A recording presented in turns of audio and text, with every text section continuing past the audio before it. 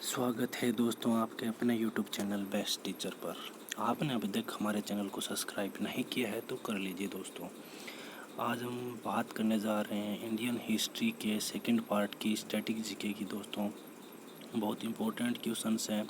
आपने अभी तक हमारा पहला पार्ट नहीं देखा है तो दोस्तों जाके देख लीजिए, वो क्वेश्चन बहुत ज़्यादा इम्पोर्टेंट थे। तो दोस्तों बात कर रहे हैं आज पार्ट सेकंड की हम। तो दोस्तों पहला क्वेश्चन, सर्वप्रथम भारत को इंडिया नाम किसने दिया था? मतलब सर्वप्रथम इंडिया के नाम से संबोधित करने वाले कौन थे? तो वो यूनानी थे दोस्तों।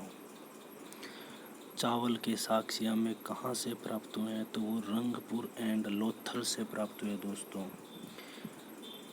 वर्धन वंश की राजधानी क्या थी? थानेश्वर। वर्धन वंश की राजधानी है वो थानेश्वर थी दोस्तों। फिर हम बात करते हैं मेसोपोटामिया का अर्थ क्या है? इसका अर्थ है दोस्तों दो नदियों के बीच की भूमि। चावल का आविष्कार किस काल में हुआ था दोस्तों? तो नवपाषाण काल में चावल का आविष्कार है वो हुआ था। और चावल के साक्ष्य कहाँ से प्राप्त हुए थे दोस्तों? रंगपुर एवं लोथल से प्राप्त हुए थे। तो दोस्तों अब अपन बात करते हैं श्रीनगर की स्थापना किसने की थी? तो श्रीनगर की स्थापना अशोक ने की थी, जो विदिशा नदी के तट पर है दोस्तों। अशोक। महावीर के 11 शिष्य है वो क्या कहलाते थे? गणधर कहलाते थे। महावीर के 11 शिष्य है वो गणधर कहलाते थे। सिंधु घाटी सभ्यता का सबसे अधिक दक्षिणी पूरा स्थल कौन सा था? तो दोस्तों सबसे अधिक दक्षिणी पूरा स्थल है वो दाइमा, अहमदनगर और महाराष्ट्र। दोस्तों इसको अपन एक ट्रिक के माध्यम से याद कर सकते हैं, क्योंकि सिंधु घाटी सभ्यता के दक्षिण में थे तो पूर्व में भी तो स्थल थे ना। ये दक्षिण से देखो अपने को दे मिलाना है, और यहाँ पर दाइमा, दक्षिण फॉर दाइमा। दाइमा क्या होती है? दाइमा अहम होती है, जो महान होती हैं, क्योंकि दाइमा महान थी। हम सुनते हैं चित्तौड़ के बारे में, आपने सुना होगा उदय सिंह वाली घटना। तो दोस्तों अपन इसे याद रख सकते हैं कि दाइमा है वो अहम होती है, और महाराष्ट्र यानी तीनों ही सिंधु घाटी सभ्यता के दक्षिणी पुरातात्विक स्थल हैं दोस्तों आगे चलते हैं। होयसल वंश की राजधानी क्या थी? होयसल वंश की है वो राजधानी क्या थी? तो द्वार समुद्र। ठीक है, ऐसे भी याद कर सकते हैं कि भाई होश है वो कहाँ पर खो दिया था? द्वार पर होश खो दिया। फिर दोस्तों गंगों की प्रारंभिक राजधानी क्या थी? कोलार। गंगों की कोलार। चौथी बौद्ध संगति है वो किसके शासनकाल में हुई थी? कनिष्क के।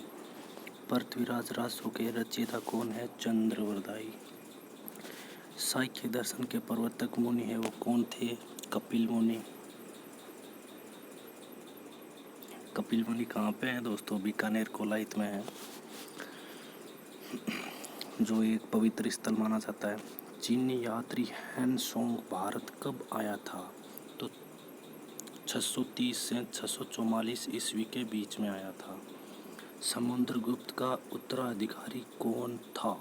चंद्रगुप्त द्वितीय, जिन्हें विक्रमादित्य के नाम से जाना जाता है। समुद्रगुप्त को दोस्तों भारत का नेपोलियन कहा जाता है। फिर अपन बात करते हैं जैन धर्म के दो संप्रदाय कौन थे दोस्तों? तो वो श्वेतांबर और दिगंबर दो थे दोस्तों।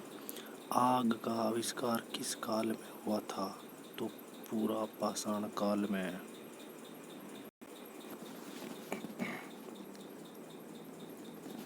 सिंधु घाटी सभ्यता का सबसे अधिक, ये देखो दोस्तों पूर्व पुरातात्विक स्थल, अपने दक्षिण याद कर लिया था, देश है दाइमा में लाया था। अब पूर्व में देखो आलमगीरपुर, मेरठ, उत्तर प्रदेश। तो दोस्तों जैसे गुजरात है, गुजरात से उत्तर प्रदेश है, उत्तर की साइड में ही तो पड़ता है, नहीं पूर्व की साइड में तो पड़ता है, वहीं बीच में मेरठ में आ जाता है। तो ऐसे करके याद रख सकते हैं। फिर हम बात करते हैं ऋग्वेद में सबसे पवित्र नदी वो किसे माना गया है? तो वो सरस्वती नदी को। फिर है घेड़वाल वंश का संस्थापक कौन था? तो चंद्रदेव।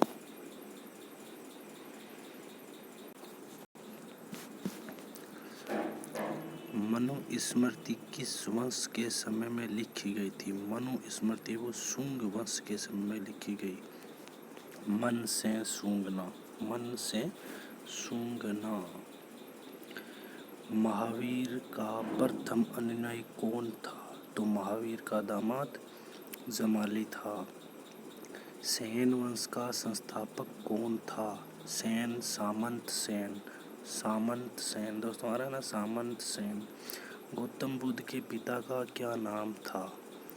तो सुधोधन। ऐसे याद कर सकते हैं, गौतम बुद्ध को उनके पिता ने शुद्ध किया।